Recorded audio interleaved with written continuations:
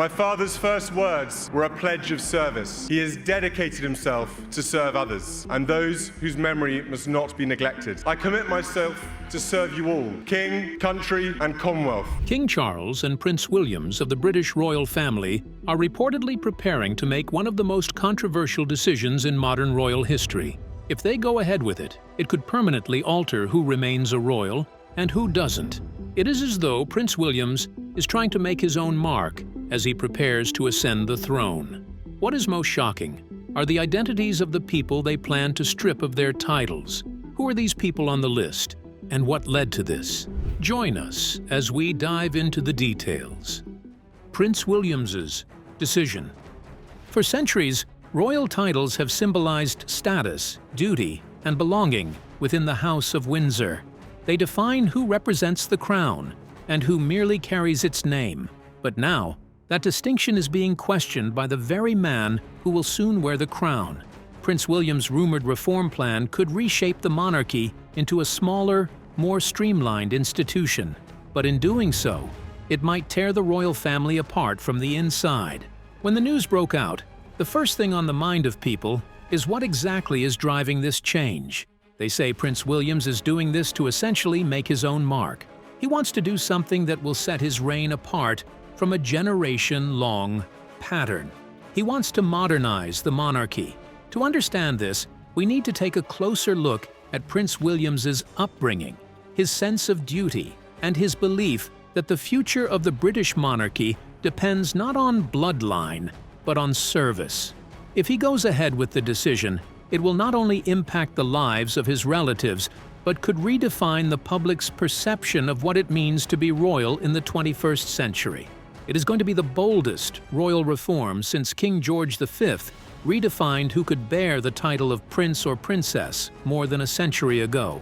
And just like then, this change comes at a moment when the monarchy faces intense public scrutiny. No one expected the next great royal shakeup to come from Prince William himself. But what's even more sensational is the names already on the list. It is going to completely shock you. If there's one name on Prince William's list that surprises no one, it's Prince Andrew. Once regarded as his mother, the late Queen Elizabeth II's favorite son, his fall from grace has been both public and irreversible. Now, under Prince William's proposed reform, his royal identity, the very thing that defined his life, could be stripped away for good. Prince Andrew's downfall began with his association with Jeffrey Epstein, the disgraced financier convicted of sex offenses. The prince brought the royal family into a level of scandal unseen in decades. When allegations surfaced about his involvement and his connection to Epstein's circle, public outrage was immediate and fierce. The backlash only deepened after his now infamous BBC Newsnight interview in 2019. He was attempting to clear his name, but that disastrous interview only further sealed his fate. Within days, Prince Andrew was forced to step back from royal duties indefinitely. The palace removed his military titles and royal patronages. He essentially vanished from public life, and his image quietly disappeared from official royal channels. Still, despite his retreat from the spotlight, his titles remained. He is the Duke of York. All his predecessors before him had carried that title with a sense of royal dignity. But with Prince Andrew, the title has now become a reminder of scandal, liability, and shame. But that might change soon. For a monarchy fighting to maintain relevance and integrity, that burden of shame is something Prince William could no longer afford to carry into his reign. To him, Prince Andrew's lingering titles undermine the very principles the crown is supposed to represent, that is duty, service, and moral authority. For Prince William, it's not about vengeance or personal grudge. It's about cleansing the royal institution of what he sees as its weakest links. When he becomes king, Prince William intends to formally remove Prince Andrew's ducal status through the use of letters patent, the same legal mechanism that defines royal titles. Once signed and approved, Prince Andrew would no longer be His Royal Highness the Duke of York. He would simply be known again as Prince Andrew. How far he has really fallen This is no random procedure. The Duke of York title was granted to Andrew by his mother, Queen Elizabeth II, on his wedding day in 1986. Revoking it would mark a definitive break with his mother's legacy, signaling that Prince William's reign will prioritize public accountability over sentimentality. Among the British public, the reaction is mixed but largely pragmatic. Many believe that Prince Andrew's removal from royal life should have happened years ago, viewing it as necessary for the monarchy's credibility. Others, particularly traditional royalists, see it as a painful but inevitable consequence of modern transparency, proof that no one, not even the Queen's son, is above reproach. But Prince William's decision also carries a message. It tells the nation and the world at large that the new monarchy will not protect those who bring dishonor to its name. While the removal of Prince Andrew's title didn't really surprise many, the next ones are completely unexpected. It will shock you. Of all the names connected to Prince William's rumored royal reform, none cuts deeper than that of his younger brother, Prince Harry. For decades, Prince William and Prince Harry were inseparable. They were two brothers shaped by tragedy and thrust into the world's spotlight far too young. After the death of their mother, Princess Diana, they stood side by side at her funeral, united in grief before a mourning nation. Many believed that bond would remain unbreakable, but time, choices, and distance changed everything. The first big change happened in 2020. Prince Harry and his wife, Meghan Markle, made a decision that sent shockwaves through the royal establishment. They announced they were stepping back as senior working royals, seeking financial independence and a new life in North America. It was supposed to be a temporary step back, but it soon became a full departure. The couple relocated to California, launched their own ventures, and began publicly speaking about the challenges they faced inside the firm, as they now referred to the monarchy. But they didn't stop there. The outcast couple had a most sensational interview with Oprah Winfrey. It was an emotional, headline-dominating conversation that aired grievances against the royal institution. It was followed by Prince Harry's memoir, Spare, which painted a deeply personal and often painful picture of his life as the spare to the heir, Prince William. Through it all, one theme was unmistakable: the growing divide between the brothers. For Prince William, this wasn't just about family tension. It was about the survival of the monarchy. Sources close to the palace say William has long believed that the royal family must be defined by service and presence, not celebrity or distance. In his view, you can't represent the crown from California. That belief may be at the core of his rumored plan to formally separate the working royals from those who have stepped away. Under this approach, Prince Harry's Duke of Sussex title and his Royal Highness style could be legally withdrawn, making official what has already been informally observed. But this move wouldn't just affect Prince Harry. It could also extend to Meghan, who continues to use her Duchess of Sussex title. While such a step would be controversial, it would reinforce the principle that royal titles come with royal duties, and without those duties, the titles lose their meaning. There are mixed reactions to this update. Some argue that Prince Harry chose his path and must accept the consequences.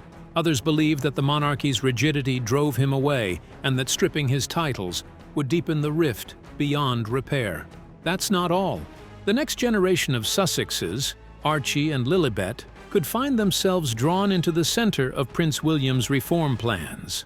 Under the 1917 letters patent, both children are legally entitled to the titles of prince and princess as grandchildren of the reigning monarch.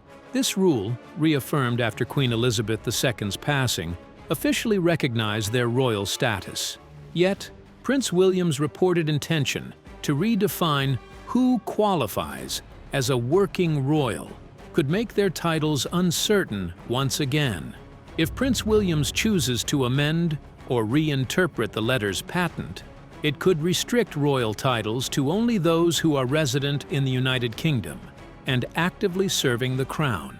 This would mark a major departure from royal precedent, drawing a visible line between those who represent the institution and those who live privately abroad.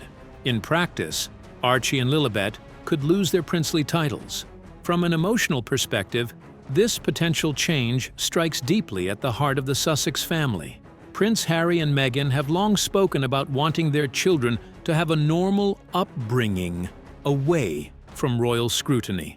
However, the loss of titles could also be interpreted as an institutional rejection, a public reminder of their distance from the family they left behind. For Prince Harry, who has often spoken about the pain of losing his royal role, seeing his children excluded could reopen old wounds. Supporters of Prince William's reform argue that titles should reflect service, not just bloodline. To them, Archie and Lilibet's removal from the royal list would simply confirm the reality of their parents' departure. Critics, however, see it as punitive and unnecessary, suggesting that Prince William may be allowing personal grievances to influence structural change. The larger question remains: is it fair to hold children accountable for their parents' decisions? In an institution built on lineage, that question becomes especially complex. Archie and Lilibet's situation encapsulates the collision between tradition and modern independence. If Prince William proceeds with the reform, his message will be clear: that the monarchy's future belongs to those who serve it, not merely those born into it. And in that future, the Sussex children may become the first generation to grow up on the outside of a royal world they were once destined to inherit. Princess Beatrice and Princess Eugenie are also caught in this crossfire. They represent a unique dilemma within the modern monarchy: royals by birth, professionals by choice. The daughters of Prince Andrew and Sarah Ferguson, they've grown up within palace circles yet built independent lives outside them. Beatrice, who is now vice president at a technology company, and Eugenie, who works in art and sustainability, have long balanced their royal lineage with private careers and family life. Both are married, raising children, and maintaining relatively low public profiles compared to their royal cousins. However, Prince William's reform agenda, to streamline the monarchy into a smaller, service-oriented institution, places Beatrice and Eugenie in a precarious position. Neither sister holds official working royal status, meaning they don't perform duties on behalf of the crown or receive taxpayer-funded support, yet they still carry the titles Her Royal Highness Princess Beatrice of York and Her Royal Highness Princess Eugenie of York, a status that ties them symbolically to the royal system Prince William is trying to modernize. The next phase of reform could include a review of titles for non-working royals, positioning Beatrice and Eugenie as potential examples of this transition. Historically, there's precedent for this approach. Princess Anne's children, Zara Tindall and Peter Phillips, were not given royal titles at birth. This decision, supported by Princess Anne, allowed them to build successful careers and families without the burden of royal protocol. Zara, an accomplished equestrian, and Peter, a businessman, have become models of modern royal independence. Prince William could be looking to their example as a blueprint for how future generations might balance heritage with self-sufficiency. Still, any move to redefine Beatrice and Eugenie's royal standing could spark personal tension within the family. Both sisters have remained close to their cousin Prince William, but their father's controversies have cast a long shadow over their public image. A formal reduction of their royal titles could feel to them like being penalized for circumstances beyond their control. For so many people, Prince William's proposal might seem far-fetched, but a closer look at his background tells a different story. Some of the details will surprise you. Prince William's early life. The British monarchy stands on the threshold of transformation, and at the heart of that transformation is Prince William, the Prince of Wales. Prince William's Arthur Philip Lewis was born on June 21, 1982, at St. Mary's Hospital in London, the first child of then Prince Charles and Princess Diana. His birth marked the arrival of the next generation of the House of Windsor, one that symbolized hope and continuity for the British royal family. From the moment he appeared on the hospital steps in his mother's arms, Prince William was not just a royal baby, he was the future. Princess Diana's approach to motherhood broke royal convention. Determined that her sons would experience as normal a childhood as possible, She enrolled William in public schools, took him on outings to theme parks and homeless shelters, and insisted he see life outside the palace gates. Her influence shaped Prince William's emotional intelligence and his deep sense of empathy, traits that would later define his leadership style. In contrast, his father, King Charles, imbued him with an awareness of duty, environmental stewardship, and the weight of constitutional responsibility. But all these couldn't have prepared him for the tragedy ahead. It was totally unexpected. The defining event of Prince William's youth came in 1997, when his mother, Princess Diana, died in a car crash in Paris. Prince William was just 15 years old. The image of him walking behind her coffin, alongside his brother, Prince Harry, seared itself into public memory. Two grieving boys forced to mourn their mother under global scrutiny. That experience fundamentally reshaped William's relationship with the monarchy. It made him cautious of the press, fiercely protective of privacy, and deeply aware of how institutional rigidity could clash with human vulnerability. Those who know him say that this tragedy also instilled in him a lifelong resolve to modernize the monarchy. His education mirrored that balance between royal heritage and normalcy. He attended Eton College, where he excelled academically and socially, earning respect for his grounded demeanor despite his status. At St. Andrews University, where he studied geography and met his future wife, Catherine Middleton, Prince William was known for his humility and sense of humor. His university years marked his first real experience living outside the royal bubble, helping him understand the perspectives of ordinary citizens, an experience that continues to influence his public approach today. After university, Prince William followed the family tradition of military service. He trained at Sandhurst Military Academy, served in the Royal Air Force Search and Rescue, and later worked as an air ambulance pilot. These roles deepened his connection to public service, offering him a rare window into the challenges faced by emergency responders and ordinary Britons alike. In 2011, Prince William married Catherine Middleton, a commoner, so to speak, in a ceremony watched by millions worldwide. Their marriage represented a turning point for the monarchy, a blend of tradition and modern relatability. Together, the royal couple have presented a model of stability and partnership that resonates strongly with the public.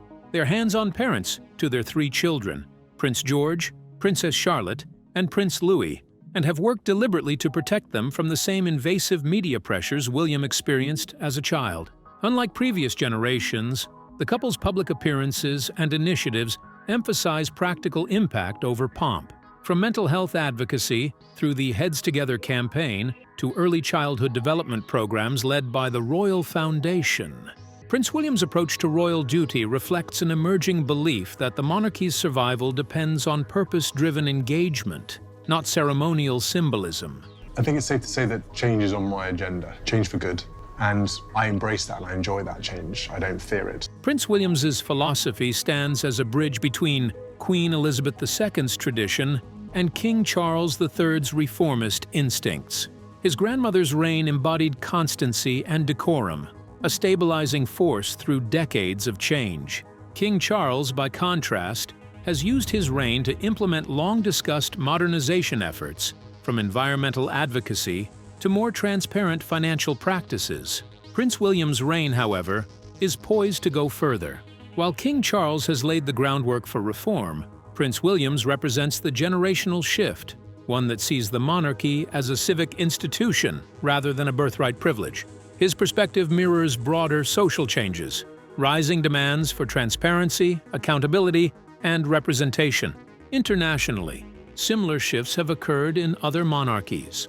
Denmark under Queen Margrethe II and Sweden under King Carl XVI Gustaf both reduced the number of royals with taxpayer-funded roles, emphasizing streamlined, service-based households. Prince William appears to share this philosophy, a monarchy measured not by lineage, but by contribution. Crucially, Prince William's ambitions have the support of King Charles III, whose own reign has focused on transition and consolidation.